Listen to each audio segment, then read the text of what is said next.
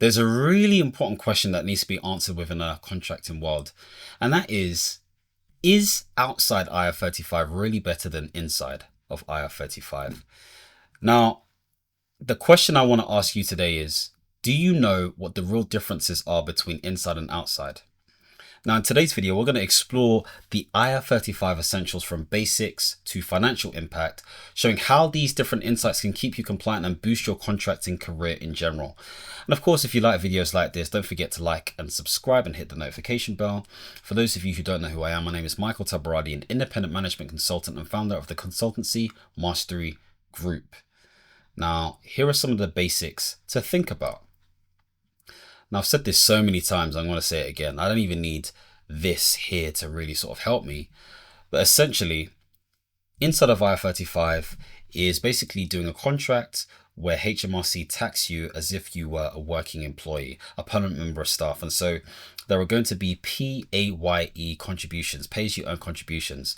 So this specifically looks like national insurance contributions. This looks like income tax, etc., etc. If you've got student loan, all of that stuff comes into play. And so when it comes to outside of IR35, this is essentially where HMRC deems the work that you're doing similar to that of a business. And so you'll get tax corporation tax, which is going to be anywhere between 19 to 25%, depending on your income, as well as you're going to be doing work that is completely autonomous.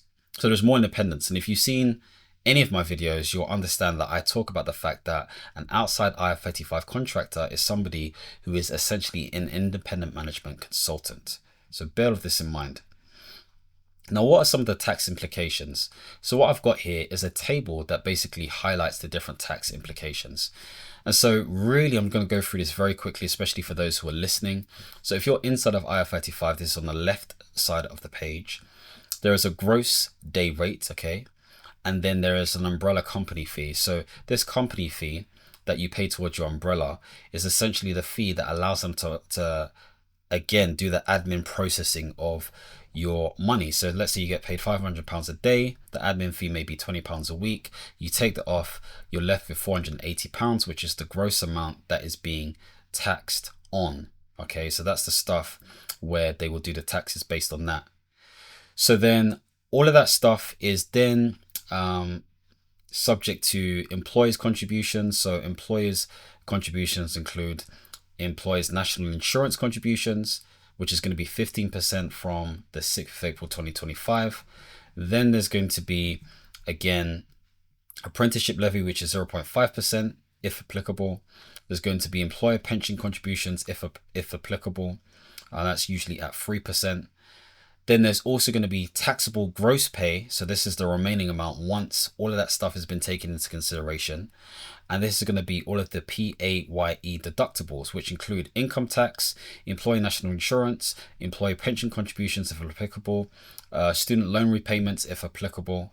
And finally, after all of that stuff has been taken into consideration, you have your take-home pay. I've got a video on this. You can see the breakdown, of course. Go to an accountant, a qualified professional, experienced accountant who can talk about all of this stuff in much more detail and more accurately. Again, when it comes to outside IR35, you got the gross day rate, and then you got business expenses to take into consideration. So let's say, for example, you get paid £500 a day, you work 20 days in a month, that's £10,000 every single month. Then obviously business expenses may be things like your, travel expenses, or things like your toggle expense or Microsoft 365 expense, etc., etc. If you take off £120 from £10,000, then you've got £9,880 to play with. Also, there's VAT to consider. Of course, you can add VAT on top of your day rate if need be, or take into consideration VAT for the things that you're purchasing, etc., etc. There's corporation tax, which is anywhere between 19 to 25%. Of course, that depends on how much you're making. And of course, there are available profits after that. Now, of course, income can vary depending on the way you get paid. If you're paid, let's say, for example, a dividend, then it's a situation where you have £500 allowance initially based on the profit that you make, and then after that is 8.75%. Then I think it's 33.75% on 50 plus K, and then after that 125K it's 39.7% or whatever it may be. Then you've got the salary option. Why would you get salaried as a contractor or consultant? Well, mainly because you want the benefits of the state. So this includes pension, maternity leave, sick pay, all of this kind of stuff there. You may have employees, all of this kind of jazz. This is why you may be salaried. So these are all the different reasons. So of course, there is a bit of advantages of being salaried because you do get the tax-free allowance of £12,570 initially, but that's for those who are making little income. So bear all of this in mind. So employee rights and protections. What does this look like between the two? Well, if you're inside of IR35, you don't get any holiday pay, you don't get any sick pay, there aren't any pension contributions. However, there are situations where if you're part of an umbrella, you can get pension contributions that you can contribute to, etc., etc. You are still sort of part of the Equality Act. So this is all centered around diversity, race inclusion, all of that kind of stuff. Okay, I think it's diversity, equity, inclusion, and equality. So all of those things related to those demographics and psychographics as well, especially when it comes to mental health. Contractors are also protected by health and safety regulations. So that relates to anybody who is within a specific working environment. There is no redundancy pay for inside IR35 contractors. And of course, like I said before, inside IR35 contractors usually are processing their monies under an umbrella company. And so with that in mind, they may have things like paternity, maternity pay, holiday pay. Sometimes that's cumulative, etc., etc., etc. Another thing to note is that they're protected by the conduct regulations, which means they should not get abused by any recruitment agencies or anything like that. They should have similar rights to that of an employee, so to speak. But again, those protections protect them against any misuse for those different recruiting agencies, etc., etc. When it comes to outside of IR35, they're not entitled to employment rights at all whatsoever. Of course, they don't get holiday pay or sick pay either. There's typically greater autonomy with them. They bear full financial responsibility for all of their stuff, whether that is purchasing things or any negligence that they make. There is limited protections against them when it comes to redundancy and dismissals.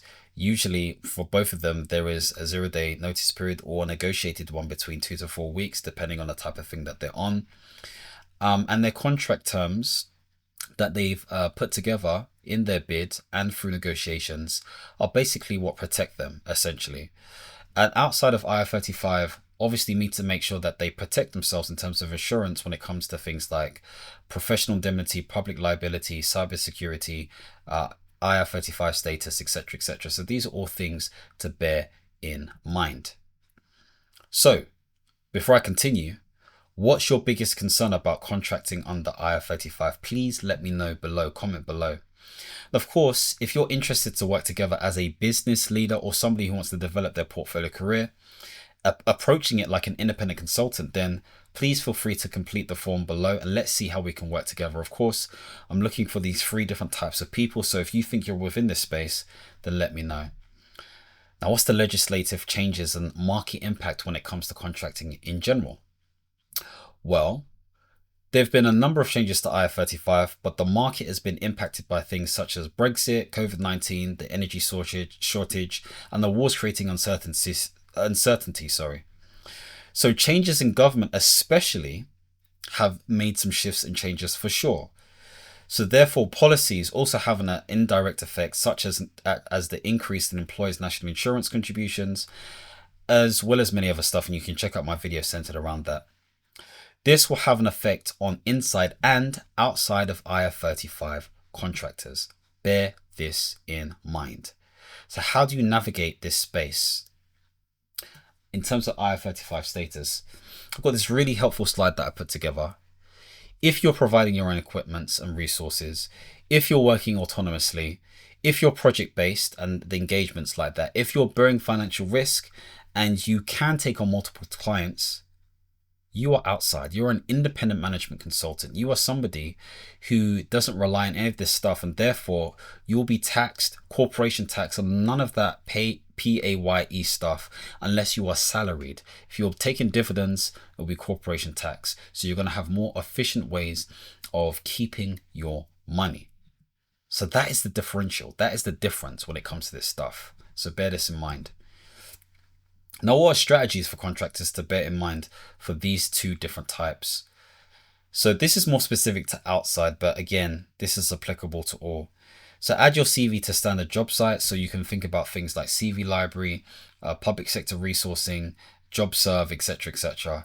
You need to make sure that you have a strong professional brand. This is offline and online. So make sure when it comes to things like LinkedIn or YouTube or these different things, it is clear what your specific niche of expertise is. You also want to let people know that you're looking for a contract. This could be inside or outside of IR35 contracts. The more you speak, the more opportunities come your way. It's that simple. So open your mouth. As my brother-in-law and my sister once said to me, closed mouths don't get fed. So open your mouth so you can get fed. The next thing to think about is you need to have some sort of draft proposal ready, which will include sort of like spaces for the client, the duration, the deliverables that you're going to deliver, and the expectations. You're clarifying your IR35 status, which talks about those different 5 to 6 things that I spoke about before, etc., etc. So think about all of this stuff. Ensure you have the tools ready to support you on your delivery. So this could be Microsoft Office 365, Toggle, Clockify, Rescue Time, things like Canva, Notion, whatever it may be. You want to track your time accordingly. You should do this whether you're inside or outside anyway, but it's more crucial if you're outside, especially because the Office for value for money is going to be put in play from the 6th of April from next year. And you want to make sure that you get testimonials and feedback from the clients that you work with, because that's going to be super important when it comes to developing your career within this space. So there's a lot of stuff that I've highlighted there in terms of how you can get yourself ready in terms of being a competent and successful contractor. Bonus, we love a good bonus as always. So bear in mind, get a good accountant. I'm going to keep on saying that. Don't be cheap. Accountants are really, really important when it comes to this stuff. You want to track your expenses using things like Counting Up or Tide, or I think even Starling has a business account these days. I'm not even sure. But have a business account. Connect that with your accountant's, account, so to speak, so they can help sort of like manage your finances and all that kind of stuff there. Keep a record of all of your dividends. So every time you take money out, let your accountant know. Make sure they give you these advice. Obviously, it's on you specifically, but you want them to be there when it comes to, again, recording this information, taking out the money, etc., etc. You also want to make sure that when it comes to sort of like your take-home pay, I need to redo this bit. Don't take more than 65% of your money out. Keep at least 35%. If you can, keep 40% just in case. And once you know you're clear, you can use the money for whatever you need to do there. And of course, you want to make sure you discuss any strategies with your financial advisor as well. So bear this in mind. So to summarize, I want to say that number one, it's very, very important to make sure that you understand what your IR35 status is. Number two, you want to be clear about the strategies to gain an advantage in terms of this space. And number three, you want to make sure you maximize your tips. But the question was, what's better? That was the ultimate question. And I'm going to go back to the slide to basically like answer that question. What is better when it comes to inside or outside? For me personally, I think it's pretty clear. Outside is the better one, okay? Outside is the better one. Why is it the better one? Because essentially you are autonomous. You're in a situation where you are more tax efficient based on the fact that you are only being taxed corporation tax and dividends tax because you're taking out dividends. Of course, if you're salaried, it'd be a different situation.